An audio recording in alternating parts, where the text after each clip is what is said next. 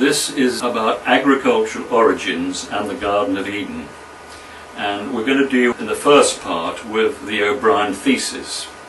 And this essentially is what is called the Levantine Corridor hypothesis, which O'Brien had worked out in the mid-70s and put it into the book called The Genius of the Few, which was published in 1984. And so it's a summary of evidence supporting the first domestication of crops and animals in the Levantine Corridor, close to Mount Hermon in southern Lebanon. And it's Learning from History Part 14. All the other parts contribute, but this is a pulling together of all past material that I put into those Learning from History presentations, which are on YouTube. But now we're looking at a lot more detailed evidence to be able to finally convince the academics and the establishment that we have a wonderful story to tell about our brilliant and very advanced ancestors. These are the two principal books edited by Christian and Barbara Joy O'Brien. One is The Genius of the Few, and the second is The Shining Ones. Now, the price of The Genius of the Few on eBay was £960 last week because we're out of stock, and the price was put on The Shining One, also on The Genius of the Few on Amazon at £3,500. Both those prices are utterly outrageous, and I hope anybody watching this video will recognise the fact that if they want these books at the correct prices, which is £24.50 and £49.50, they must go to the Golden Age Project website and not to YouTube or eBay. These are the authors in their prime,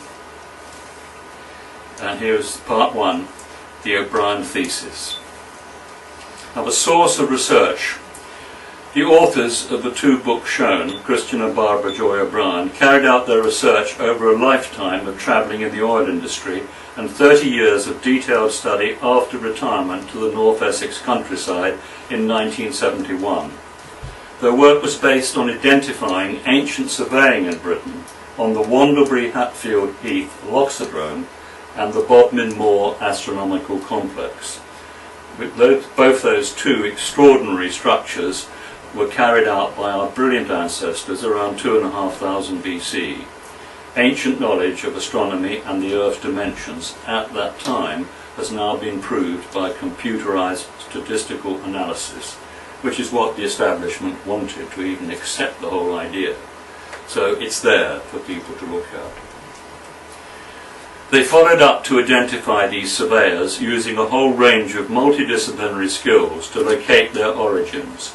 This required retranslating Bible texts, the books of Enoch, and a unique ability to translate archaic Karsag cuneiform tablets found in the Sumerian Nippur Temple Library by the University of Pennsylvania by Professor Hayes in the excavations in 1896 to 98. Christian O'Brien was a Cambridge graduate in natural sciences in 1932 and one of the world's leading exploration geologists, fully supported by his wife Barbara Joy, a specialist in religions and religious history, and the author of The Unity of Truth, which is a very important chapter in The Genius of the Few, dealing with all religions to show how they were all connected and united originally. He died in February 2001. Edmund Marriage, that's me, and Barbara Joy continue his work. Now, the principal textual sources of what I'm going to be talking about come from the King James's Bible, which is the best attempt ever made to pull together the biblical text in English. This is round about the time that the Queen Elizabeth had a translation of the Bible in Welsh, and that the people in England, thanks to Francis Coverdale and William Tynan, actually were able to read the Bible text 1,000 years, of course, more than 1,000 years after they were first dealt with. And so you can imagine here we've got problems which need to be sorted out in terms of translation. The books of Enoch, another very important records which I'm going to come to, and most important of all are the Sumerian Karsag tablets, which tell the history of the Sumerian people, and they were our brilliant ancestors. The first key clue and first important point about religion and history is what we're told in the Bible. The common name for God in Hebrew is Elohim, a plural form, and the common name for Elohim in English is God, a singular term. In the early Bible versions it is used in a plural context. So in the first instance we're talking about the gods plural.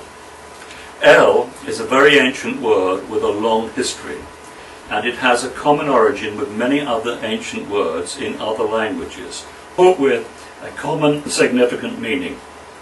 Bright, shining, bright being, shining being, or shining one. On the detailed etymological analysis, the modern word God should be replaced with the plural shining ones. And the word heaven, in Hebrew hashemin, with a plural ha and a root shem, should be replaced by planted highlands. This is O'Brien's first key points, which are there within the alternative Genesis on the Golden Age Project website for you to read and look at yourself and see how these translation mistakes were made in the first instance. When we read the books of Enoch, we have very interesting records of angels and watchers, and we have this particular subject is about agriculture and agricultural history and the domestication of crops. And we have this quote of Shamjaza taught enchantments and root cuttings. And here we have the other watchers and their jobs described. Amoros, the resolving of enchantments. Barakiel taught astrology. Kokabel, the constellations. Ezekiel, the knowledge of the clouds. Arakel, the signs of the earth. Shamaziel, the signs of the sun. And Sariel was a member of the Anunnaki Council, so the watchers were fully involved in this incredibly well-organized society, and his job was to study the course of the moon.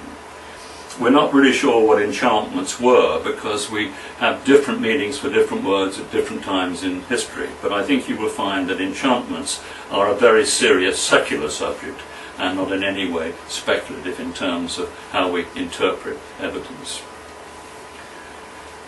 A key point which is well established, and I'm linking these 2 points about agriculture and the peoples of the world, and this says the similarities between Sanskrit, Latin and Greek prove that there was once a Proto-Indo-European language from which all three are descended, together with a central source from which the post-Younger Dryas agricultural civilizations evolved and diffused around planet Earth.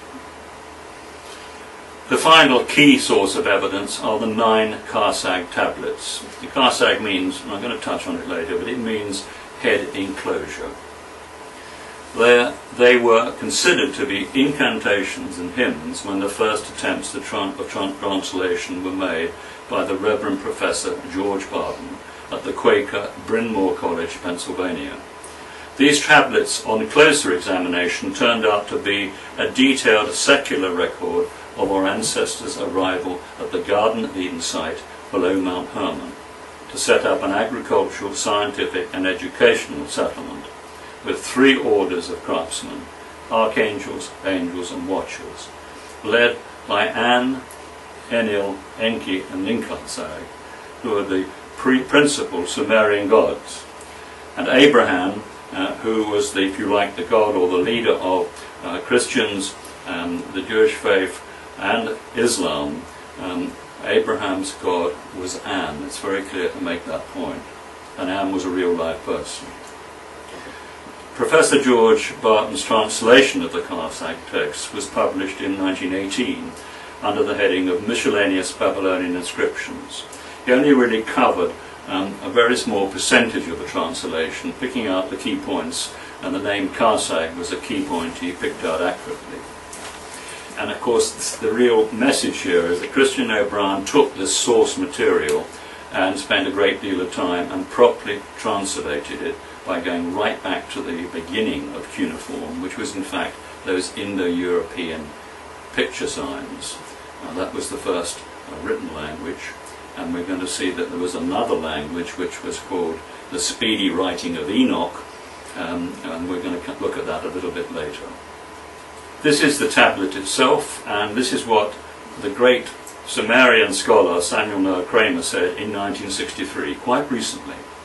To judge from the script, the Nippur cylinder, illustrated on this plate, 8383 in the Nippur collection of the University Museum, that's the University of Pennsylvania, may date as early as 2,500. We now know it's dated much earlier, probably about 3,500 to 4,000. Although copied and published by the late George Barton as early as 1918, its contents, which centre about the Sumerian air god, is called an air god, a mythical air god by most people, Enel, and the goddess Ninhursag, are still largely unintelligible.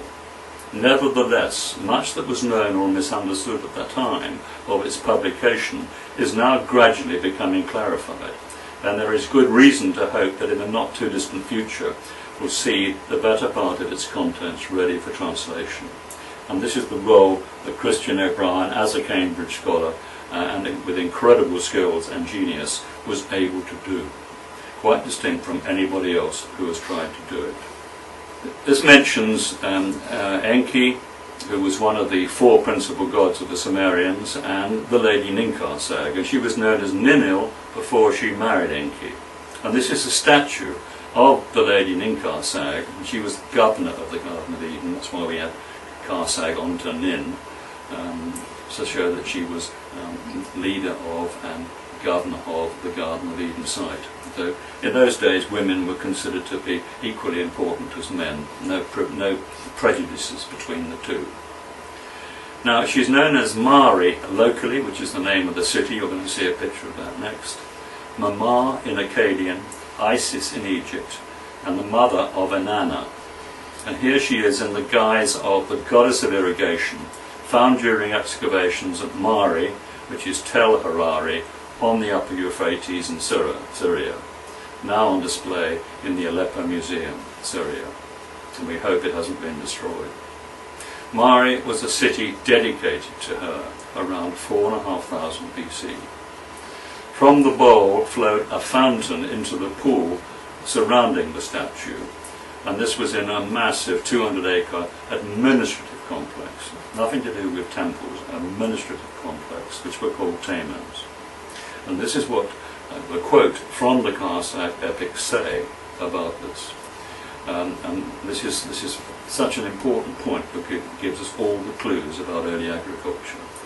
With this settlement will come prosperity. An enclosed reservoir, a water trap, should be established. The good land is full of water. Because of the water, food will be plentiful. The lady in Karsag, Karsag epic number 2. Translation of archaic Sumerian cuneiform recovered from the remains of the Nippur Library in 1896 that detail recorded history of the Garden of Eden in southern Lebanon, below Mount Hermon, which they called Karsag, meaning head enclosure. Now I've repeated those points because they're so important in our story. So here she was in the middle of this town. The town was dedicated to her. This is one of the greatest ever Golden Age trading city-states, a product of the divine council appointed kingship, the laws of edicts of An and Enlil, and the brilliant social organisation of the Anunnaki. Wonderful art by Balak Balak. You can see that particular town, and I've been discussing it with Geoffrey Gale, who is a great green architect, if we can call him that, but we're looking here at a town where there was a lot of open spaces and trees, etc. And this was the same in all those city-states. They were beautifully designed and planned for a whole range of reasons, not including ability to cope with water and floods, but also to be having very nice places for the people to really enjoy the environment in which they lived. Mari was dedicated to Ninkarsag, wife of Enel, goddess of irrigation, governor of the Garden of Eden at Karsag, and mother of Inanna. She was also known as Serpent Lady, Mari, and Mari was the goddess of Abbas. Also, Kali, Kotaliku, and Isis. So Kali is India, Kar is the Far East, Kotaliku is the Americas, and Isis is Egypt. So we're talking about this one team of people who restarted agriculture, having their influence around the world. But it got distorted over time and distance. And you find that Kotaliku in the Americas was a great big basalt statue of somebody dreadful who was tearing people's hearts out. So that's what we the people, did to our wonderful gods, who were totally benevolent. Mari was founded about 4,500 BC in contemporary with Uruk, which is further down the Euphrates, together with cities in the Jordan Valley and Canaan, and with and Mari had over 200 craft trades and guilds. They were formally recorded before 3000 BC. And all the great Golden Age city-states were run by craftsmen, and people knew exactly what their various roles were. And this is a key part of their social organisation and how they managed to produce such fantastic results from what they did. The above depiction, the picture I showed you there, the above depiction is of Mari in its prime, possibly before the Kofels commentary impacts over the Austrian Alps in 3129 BC, and certainly before the commentary impacts across the region in 2345 BC. The first of these global devastations brought an end to the great city of Uruk, with the second bringing the Golden Age to an end in this area, accompanied by climate change moving monsoon rains south, leading to the desiccation of the Sahara, the Arabian, and the Thar desert areas. And of course the Thar desert is in India and the Indus Valley. And we see a complete collapse of the Indus Valley cities, wonderful cities, very similar to Mari, because of this tremendous change in climate and desiccation, which took place certainly following that second commentary impact spell of 2345 BC. I put this together because it sums up in simple language for people what we should be looking for in our government of every country in the world. Once upon a time, in the civilised world, the monarch and public servants who honoured their oath of allegiance delivered to the people freedom, justice, leisure and instruction. By facilitating instruction and apprenticeship, the city-state encouraged each individual to develop special skills appropriate to the ascribed natural or genetic abilities of that individual to meet the many needs of the wider community. The pursuit of excellence in each department was a matter of honour, where self-interest led to a duty of care towards fellow citizens and the overall success of that community. Sums up, I think, very neatly what we should be trying to achieve today. Now, Plato insisted that democracy always leads to debt, bankruptcy and chaos. This is exactly where we are today on the planet. Democracy has led us into debt, bankruptcy and chaos, and we haven't really seen the worst of it by any means yet. And I would add in here, insert something I mentioned on Friday on the Where Does the Road Go program in New York, and that is that Mark Twain made the point that 10% of the people think, 10% think they think, and 80% would die rather than think. So the concept of good government is getting the very best people and put them in charge so that they solve problems.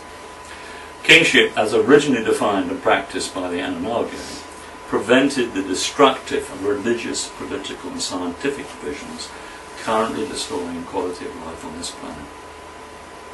The British Constitution and rule of law of 1688 to 89 comes closest to the successful ancient model of good government, but has been abandoned by self-serving politicians without the consent of the people.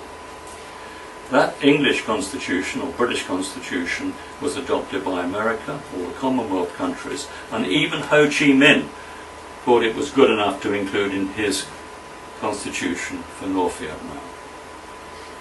Very, very important points. And the basic principles there, which we're not taught in school and should be, is that there should be a balance between the Crown, the Lords and the Commons.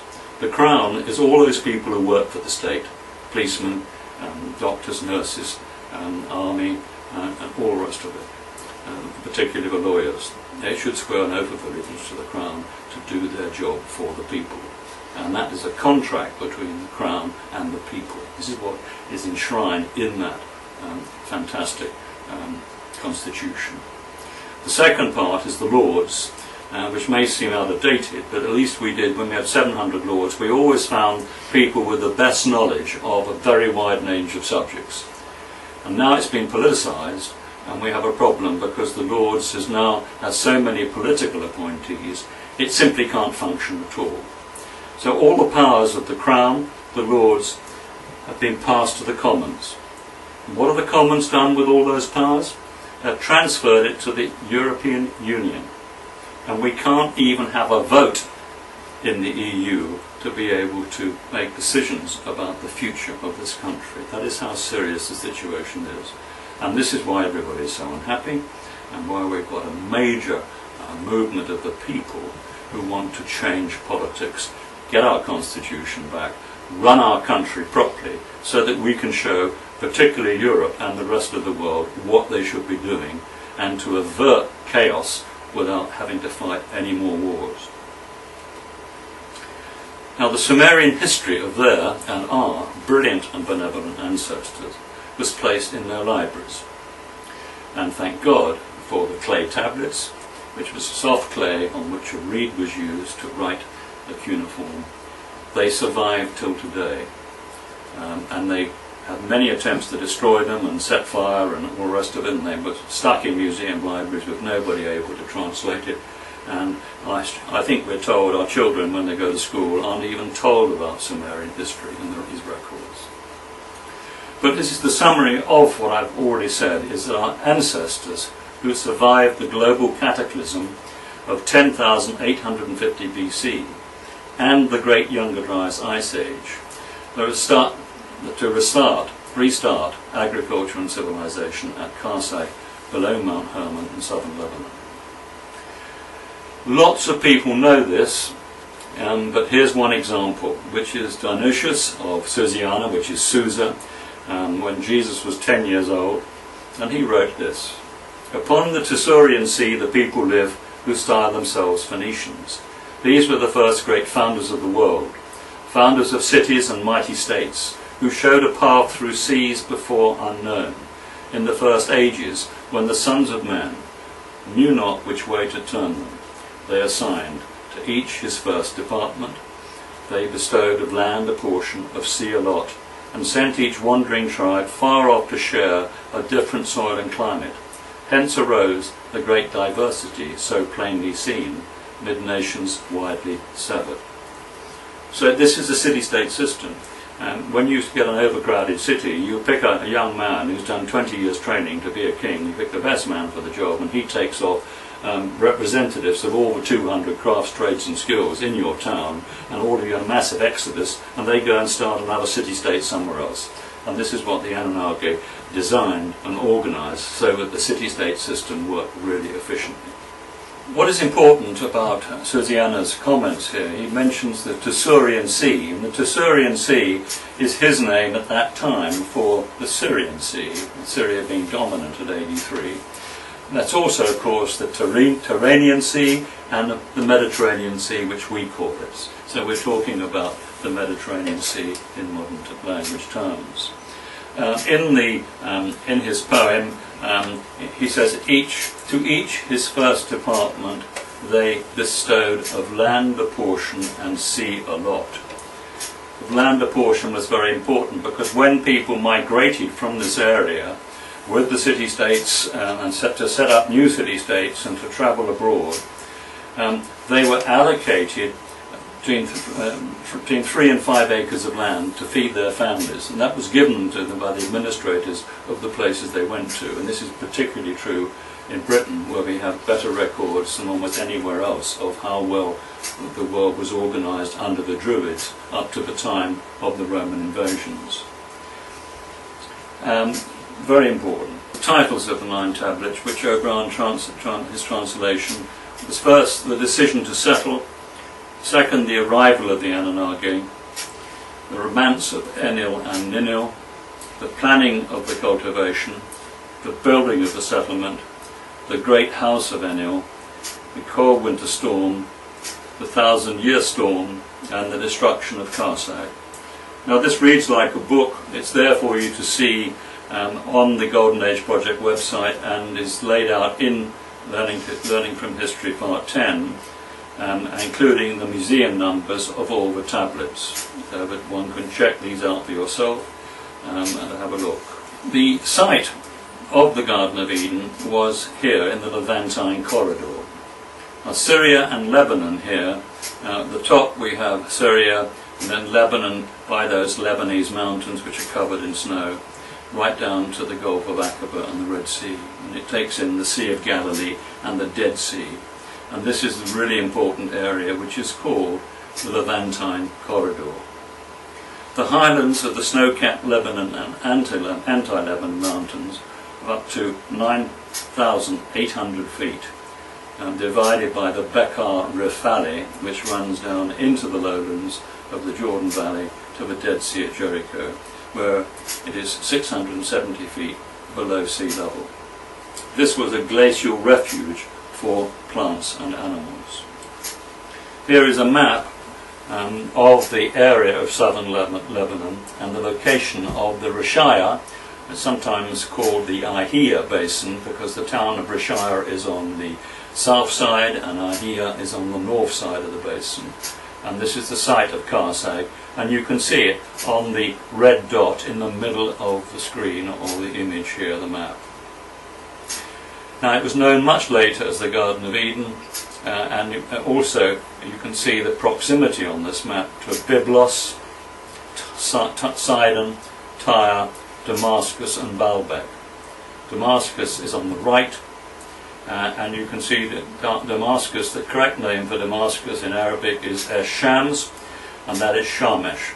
So Damascus was named after Shamesh, who was one of the Shining Ones, one of the original Shining Ones, who was in charge of the law. Baalbek is towards north of Damascus, and that's where we have magnificent buildings in Roman times, and very much earlier on a tell, which is covered by these massive stones. But that's really another lecture, and I've dealt with that in other Learning from History presentations. The important points here are Sidon, which was a great centre of trade for the Phoenicians from very early times. And you can see what looks like an island. There it is. It was a much longer island, and the ships could come in on any side of that, depending on the tides, the wind conditions, etc. So they were always able to anchor their ships and bring their goods into the town. And as they were great seafaring peoples, and they clearly travelled the world. Tyre is the same, and you can see the remains of land on either side of that promontory. That causeway linking the actual mainland to the island has been filled in. It was built by Alexander the Great, so he could steal all the precious goods that the people in Tyre had stored on that island. And the same picture, it was originally a long island where boats could come in from either direction and have shelter, so it made the docking of ships and unloading of ships very, very efficient. Not that long after the port of Caesarea was built by the Romans, we had a massive landslide from the Etna volcano in Sicily, which sent a tsunami right down to the eastern Mediterranean, which totally destroyed the Roman port of Caesarea and would have done tremendous damage to the original Tyre landscape and also the Sidon landscape of their port. And maybe there were many more going back 10,000 years of these tsunamis which created massive problems and reshaped the coastline. This is a galley from the area known in the early Bronze Age as Canaan on the Tyrrhenian Sea. Now the settlement of the Anunnaki, and I just make a point about the Anunnaki here, a lot of people use the word Anunnaki. That is the wrong translation of the cuneiform. Anunnaki means the sons of the god An, which referred to all the subsequent generations of the god An. Ananuki was a mistranslation by the Cambridge scholars in the before the real understanding of cuneiform became known, and was used by Sitchin. Now, the settlement of the Anunnaki was indicated by the above ideograms, which had a phonetic value of garsag or karsag, and appear to mean either the principal fenced enclosure or lofty fenced enclosure. Both translations are valid. The Anunnaki were the Sumerian equivalents of the biblical angels. Only after they had disappeared from the Middle Eastern scene were they worshipped in a religious sense. And they were then so enveloped in supernatural trappings that their intrinsic, advanced and benevolent characteristics were swamped in a morass of pseudo-religious adulation. That's a statement by Christian O'Brien, and it tells you how he felt about the situation quite clearly when he wrote the books. On that sign, Karsag, you see in the middle of that sign those three arrows. That indicated irrigation. And we're going to come back to the real meaning of these cuneiform signs a bit later when we look at the description of the Garden of Eden in the Bible. Here is the perpetual snow of Mount Hermon as seen from Mount Bentol in Israel across the Bekaa Rift Valley. This is the environs of the Rishaya Basin, which is page 314 in the Genius of the Few. And Mount Hermon in Arabic is in fact the chief mountain of a chief and snowy mountain. In the Arabic records, the Garden of Eden is 25 miles from Damascus, which is exactly where this basin is. So if we look at the Quran and we look at all the ancient literature, they're telling the same story. The havens here, black dots on this image, and there's a legend below, are those recorded in the Chronicles of Enoch, which describe in detail Enoch's journey to meet the great Lord. And the first haven is Enoch's landing place, first overnight stop, first view of the garden, place of machinery, noise and lights, prison of Grigon, building of knowledge, and the great house. And the arrow shows his route when he was taken down to meet the great Lord and look at the whole settlement by two very tall angels. A more detailed French Ordnance Survey map, which O'Brien fills in with all the features mentioned in the ancient text. We have the reservoir, we have a great house on top of a hill which overlooks the northern basin and the southern basin. We have houses, domestication, we have watercourse, we have a granary, and he's put in the various features that are in the text, and we can see when we get to the real photographs a lot more about that. But what he showed very accurately was the position of the watercourse, just following the contours, because he hadn't been able to go to Lebanon, because for 30 or 40 years it's been almost impossible for archaeologists to do any work there, which is one of the tragedies of the story I'm telling you here, because the site has been badly damaged and no real archaeological research has been done in this area in the last 100 years, which is very sad. That is our picture. We went, Carl Guilford and Paul Bedson went to the Lebanon, and this is Carl's picture looking west across the basin. It's actually a flat Rishaya basin looking west, but it's just a fisheye effect. A wonderful picture taken by Carl. This was my first view when Google finally got to showing images of this area. And having read the O'Brien book and being familiar with all the material, I couldn't believe it, but there was on the ground, on the overhead pictures, a very clear indication of the remains of the Great Watercourse. Same again here. There are probably very large roundhouses there on the left, and another canal or watercourse coming in, which would have brought water from the surplus water from the northern basin. Looking east back towards the suggested dam, this particular time when these images were taken, it was flooded, regularly flooded, and the whole system of waterworks and control, which originally existed from 9,500 to 6,500 BC, they were all effectively destroyed by a massive storm in 6,500. But they were so substantial and significant that the remains are there to clearly see. Here is an image of the eastern end of the watercourse, and you can see what's happening here is a bulldozer is bulldozing the banks of the great watercourse to create plantations of fruit trees. And then they've left a section of the watercourse to collect water, which they can use then to water the trees that they've planted, making use of the ancient resources, but of course destroying them at the same time. And the banks of the watercourse can be very clearly seen in that very yellow-coloured silt on the two banks. But that is what they did. They cut through the solid limestone a very large, wide ditch, about 9 metres wide, for 1.5 miles through the cast limestone, to take all the surplus water, flood water, meltwater, times when there was too much water coming down and they needed to keep the basin dry. Then they had to build that watercourse. This is what the Bible says in Genesis 2, 8-14. And the Lord God planted a garden eastward in Eden. Now eastward, they always use this verb, but it was eastward of where the Anunnaki came from. And the Egyptians tell us the Anunnaki came from an area on the site of the Azores, which is a separate subject. And there they put the man whom he had formed. Out of the ground made the Lord God to grow every tree that is pleasant to the sight and good for food.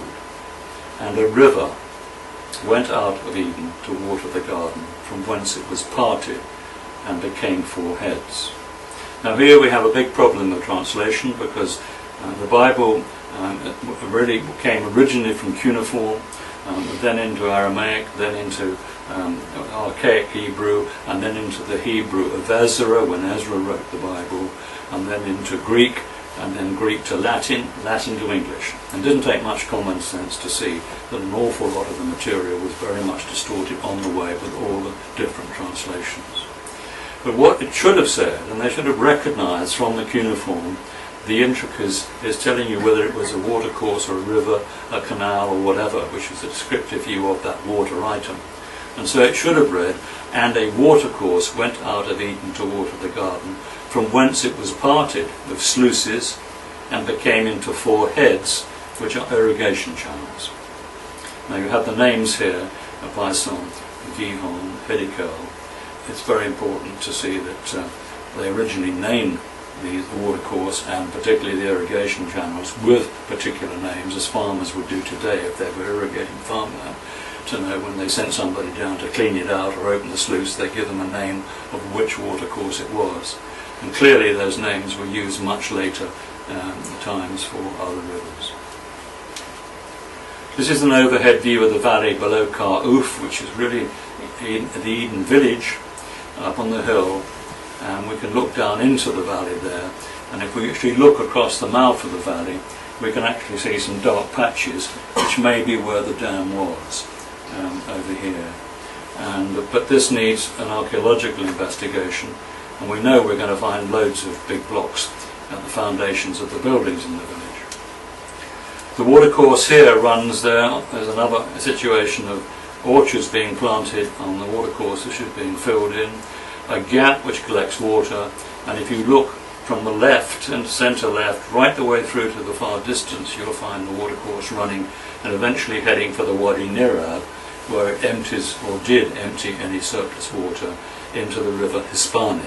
And the Hispani is at the headwaters of the Jordan River. So anybody living in the Jordan Valley, their gods literally lived right at the top of the watershed of the water coming down from the Lebanese mountains. We have some clues here. We have this description here of the celestial abode of the gods was Enel's great cedar and stone-built mountain house below and west of Mount Hermon, the meeting place of the divine council, where the Anunnaki based their headquarters, until moving to Baalbek at the head of the 2 rivers, which were the Litani and the Orontes, not the Tigris and Euphrates. And this is this wonderful story of Enoch, on his visit to meet the great Lord, and he's been taken up by two very tall angels who are wearing some kind of refulgent paste, so they look very, very frightening. Rather like Shane Warne puts the ointment on his nose, or used to when he was bowling, to stop the stun burning it. Anyway, here's the story. Then the Lord said to Michael, "Take Enoch, and strip him of his own clothes, anoint him with fine oil, and dress him like ourselves." And Michael did as he was told. He stripped me of my clothes, and rubbed me over with a wonderful oil like dew, with the scent of myrrh, which shone like a sunbeam. I looked at myself, and I was like one of the others. There was no difference, and all my fear and trembling left me. Then the Lord asked one of his archangels, named Uriel, who is Enki, that was the name for Enki, who was the most learned of them all, and said, "Bring out the books from my library, and give Enoch a pen for speedy writing, and tell him what the books are about." And Uriel hurried and brought me the books, smelling of myrrh, and handed me a pen. Now the great Lord here is An. We have Enki, and Enel's obviously not far away. The sincerity of this account is quite remarkable. There are no heroics, no bombast, just an honest statement of his human frailty in the face of what must have been a most terrifying experience. The parallel Sumerian account shows that this building to which Enoch had been brought was the large, brilliant, cedarwood building on the high rock, the great house of Enel, the E-Ker. Now the speedy writing of Enoch was the Aleph-Bet, or alphabet, and the alphabet goes right back to the very earliest times, and the alphabetic texts were used in-house by the administrators. They did thought that they shouldn't let the ordinary people learn to write and read at that time, in case it led to trouble later. Same sort of problem as we have today, I might add. But what they did do is they gave the ordinary people the pictorial text, the picture language, and I'm going to come to that later, because that was a spatial language which everybody could learn quickly. They didn't have to learn to read and write, they could learn the pictorial language terribly quickly. So you might have thought they were taking things away from the people. They weren't. They gave the people what the people needed for something much simpler. Like what we do when we drive across Europe, we have spatial signs to tell us when to turn right, left, stop, go slow, all the rest of it. Here on the ground, from the Google image, is the great house, the site of it and the outline of it. The main part of the great house is in the nose of what looks like a dog. And it would have been seen like that from the air, and would have had a wall around it, and the wall around it gave it the name of paradise, because paradise means a walled garden, and the original paradise was a walled garden right here. The great cedar-built house within the sanctuary, the lofty enclosure perched on the high rock. The site of Enel's great cedar-built house and enclosure on the high rock. Various descriptions from the ancient texts are clear in providing the evidence that we're looking here at the E-Ker mountain house, where the gods lived and divine decrees were given, kingship was exercised, and from which the cosmic waters of fertility flowed. Descriptions of the great cedar-built house within the sanctuary were the building of stone fireplaces, and where Adam and Eve spoke to the serpent, all help to support the O'Brien thesis that this is the site of the Garden of Eden. It's a flat-topped hill, very high up, with wonderful views over the north and south Brishire basins. And we'll see the views in a minute. What Eve was talking to in the garden was not a snake, it was a serpent. And the word serpent was one of the most important words in our history, because it meant wise man or woman. Wise as a serpent from the Bible, you'll find that. The serpent was later thought to be the most important animal, and they've all got their words mixed up. And then we have reptilians and every silly story leading on from the fact that they misunderstood what the original word serpent meant. And the serpents were two-eyed serpents if they were archangels, one-eyed serpents if they were angels, and they were watchers, were observant. And we have all those images of the four-faced person looking in four directions at the same time, giving an indication of what they thought of somebody who was a genius.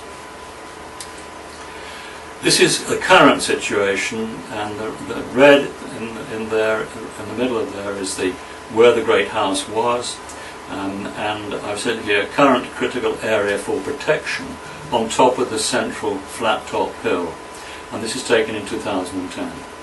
There are two new buildings next to the central enclosure, and this shows risk from urbanisation. I think there are 4 houses on there now. So our most important site in the world is being developed. I don't think it would happen in England. All round the top of that hill, they bulldozed the remains of the Great House, and they must be ancient remains because of their size and the quality of the stonework for all the fittings for the fireplaces, the door lintels, and the doors and all the other features. That's one example.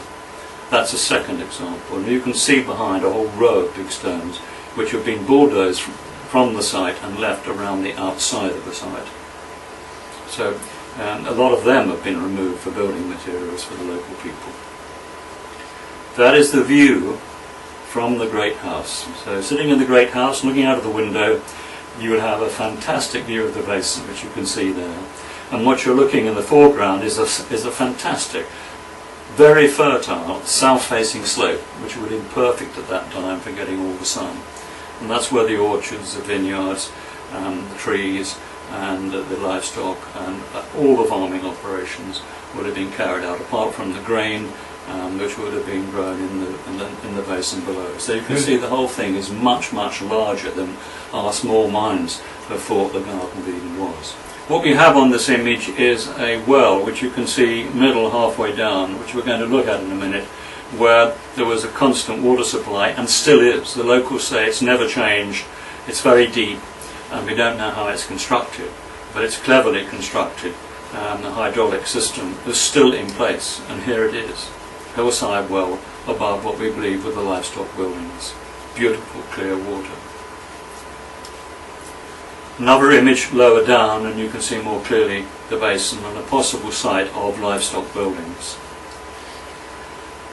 An even more interesting picture showing the dead level flat base of that lake. In the distance is a fig tree, the only bit of vegetation left, and the Great House is top left. There's a few rocks being pushed out, which doesn't make it look quite a flat top hill, but it is, and that's top left. And on the right hand side we're getting close to Car-Ouf, where we're looking for the building of knowledge. Fig tree, and you can see how fertile that soil is. It's still being cultivated all the way up that slope. And it's a fantastic, as I say, south-facing slope, which farmers love, particularly if you're growing all the exotic crops. And the whole area is famous for the Lebanon cedars. This is a remaining cedar grove, well watered by snowmelt water till midsummer. The key point here is that those mountains are regularly receiving snow every year and have done for 10,000 years. And that snow takes a long while to melt. It's 9,000 feet high. And that snowmelt water was critical to the operations which they wanted to carry out in the Garden of Eden site, and are still critical today for growing really good quality cedar trees. A very important point and very important clue as to the agricultural values of this particular location. In the Epic of Gilgamesh, the cedar forest was visited by Gilgamesh and Enkidu. Enkidu is said to have killed the giant Hawara, who guarded the forest for the Anunnaki. Both spoke to the keeper of the gate at the entrance of the Garden of the Gods. In many ancient texts, including the Arabic texts, it's still regarded as the Garden of the Gods. Roman Emperor Hadrian, one of the most informed emperors in Rome, brought strict laws in to protect the Lebanon cedars. And Hadrian did something else which was very interesting. He built that wonderful building in Rome, the Pantheon, which is dedicated to these gods that I'm talking about. The Romans had absolutely no doubt who had delivered everything.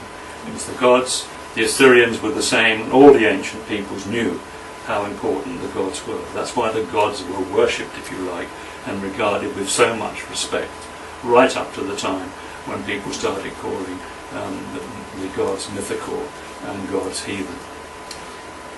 Cedar cones, lovely picture. Here there's a functioning well in the centre of the flat basin. Close up on that, very deep, beautiful fresh water, still there. Here is what is described by the locals as the cave, which in fact is a sinkhole, and it's the outlet to the basin.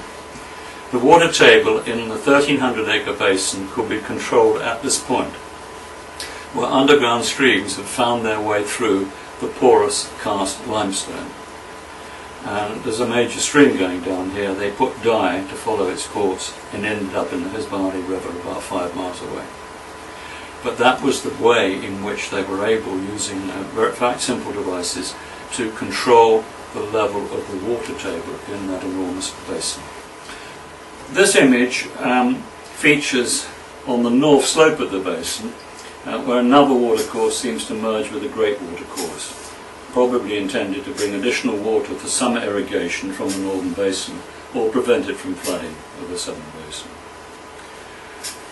There are clearly what look like roundhouses. They've all been bulldozed flat by the locals now, and the whole of that very interesting area has been filled in to grow orchards. Another massive problem for recording the genuine archaeology of the site. This is an overhead of the key area of activity, which joins the great house, which you can just see the dog's head on the left, top left, and then we run across to where we have settlements and evidence of human activity, and these look to be very much like the site for the building of knowledge, which is described in the ancient text, and the centre of Kar-Uf. Just going to blow this up again now. That's Kar-Uf, and we're looking at that circular area in the middle left, which we saw on this one, and we've got these are the areas where we would like to carry out detailed archaeological investigations and hope to find a lot of intact material to give us the clues of the past. That's a blow-up of the one I've been mentioning on the left of Kar-Uf to the west of Kar-Uf. Obviously something interesting was happening there at that very interesting site. And this is the centre of Kar-Uf, where we know there are very large stones and all manner of items which look very, very ancient.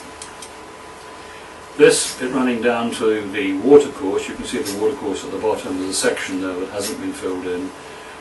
This is a quanat, and that may have been put in much later, but it's probably one of the earliest quanats we have records of, down to the Great Watercourse, southwest of Kar-Uf. And this is the quanat as a mother well, access shaft, quanat channel, and it's really to intercept water which would otherwise go deep down, and that's the kind of water they wanted for the irrigated land. The steep valley to the east and below Kar-Uf joins the watercourse and takes water from the western flanks of the Mount Hermon range. The cuneiform and Enochian records confirm that a dam was built here to create a reservoir. Here is the valley. It's very heavily eroded now. Cut deep in the bottom of that valley, as one would expect. And this is O'Brien calculated that there were more than 50 acres were available here to provide water for irrigation by looking at all the contours up this valley. So going back on using levels, and the Ordnance Survey maps, it was fairly straightforward to calculate approximately how much water it would have stored. And so that 50 acres would have been provided enough water to irrigate the basin and the areas on the side of the hill during the dry summer months, from about July onwards, when the snow had stopped melting. The only feature which might possibly have provided an overflow or water diversion mechanism at the base of the original dam looks as though we're taking water off, and this may be where the water went to power the machinery and lights which are described by Enoch. Great sophistication at that time, possibly. And if we go down that tunnel, we'll know whether there's any truth in the idea that that's what it was used for. But clearly a large wooden sluice, a cedar sluice, could have dropped over that hole to block it off, and you would have lifted it to be able to let the water out of the dam, or divert the water from the dam. These are very interesting images given us by the local people who are the Druze. They all know about the importance of this site in history, but it's like all history been garbled. We've had terrific responses from some of the locals, and we're trying to get proper archaeological investigation to be carried out by the Lebanese authorities. But this particular picture shows water coming up, and it's replacing the snow. So this groundwater is coming up and melting the snow, which is a clue that we've got a waterworks system here. The original waterworks system to feed those three wells is still in place. And this would be part of any archaeological excavation to find out exactly how they managed to control the level of the water table. Another image, you can see clearly the water coming out from the centre well and spreading out, and is dead flat. More clues. And I've said here, image of the Rashaya Basin under snow, showing points where water is coming to the surface from wells. Both in Genesis and the Quran on the Garden of Eden, it actually states water welling up from the ground. The word abzu, which is used for the Garden of the Gods, actually means underground waters, or I believe a slightly better translation is the farmer's waters, because ab can either be farmer or father, depending on the context. And as a former farmer, it seems to me that this is well described. The Absu actually described as the farmer's waters. And this was what was so precious for the whole system to survive for something like 3,000 years. This is an extract from the Sumerian Farmer's Almanac. The writer of the Sumerian Farmer's Almanac said that the agricultural instructions were not his.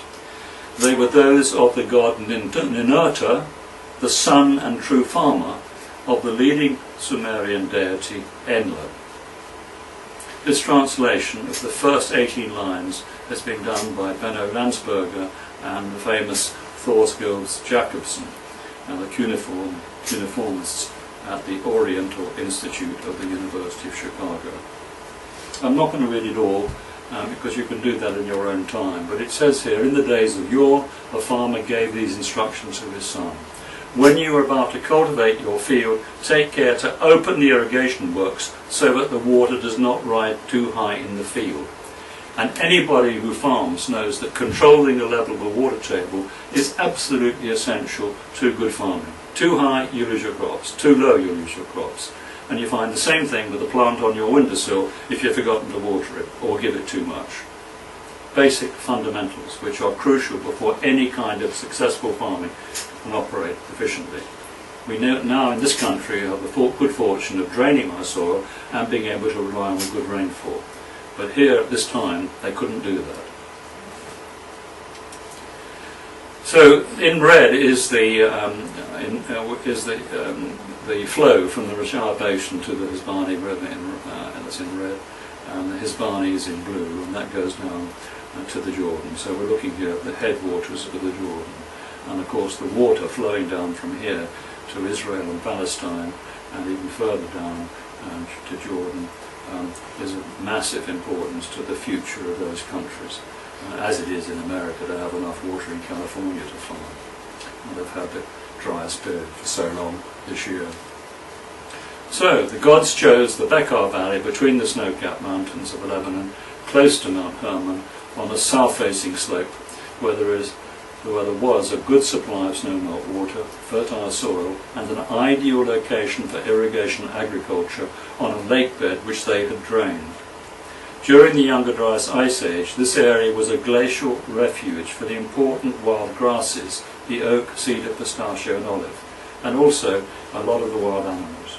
At the beginning of the Holocene, in 9400 BC, it shows a perfect site for the restart of agriculture.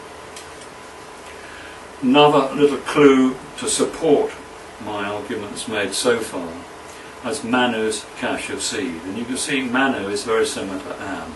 It's called Anu in Akkadian, An in the original text, and Manu when we get to the Indus Valley and Indian history. And the legends of Manu's cache of seeds with Iran's northwest tale of Irana Rejo, if I pronounced that correctly. If I haven't, I apologise to all those concerned. Ahura Mazda warns of Yima, the first king of men, and the approach of a dire winter, which is to destroy every living creature by covering the land with a thick sheet of ice, and advises Yima to build a vara, or an enclosure, to preserve the seed of every kind of animal and plant. The meeting is said to have taken place in the Irana Rejo, or paradise, which means walled garden of the Iranians. And you can bet your life that the paradise or walled garden of the Iranians was this karst site. And maybe this great house of Enlil went back through the Younger Dryas and was a repository, a safe repository for seeds during the Younger Dryas Ice Age. It's something we actually have to think of as a possibility. Another clue, spelt wheat. And this is really an introduction to the second part where I deal in detail with the domestication of agriculture, all the crops, all the places, all the people who support the Levantine thesis and in effect support what I'm saying. But this is about spelt. Now some of you eat spelt, I know, and make bread from spelt. But spelt is a hard-grained type of wheat, poses a great mystery. It is an unusual mixture of botanic genes, neither a development from one genetic source nor a mutation from one source. It is definitely the result of mixing the genes of several plants.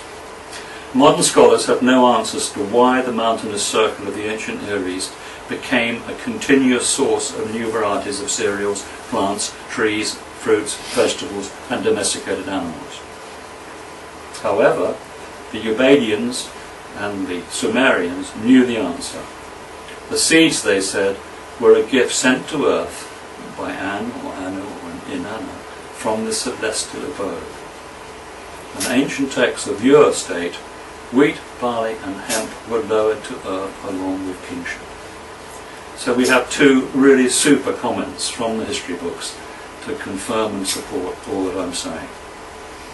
So now we end that first section, and I hope you'll come back and look at part 2, because I think it's probably best to break this particular lecture into 2 parts for YouTube. Thank you for listening so far.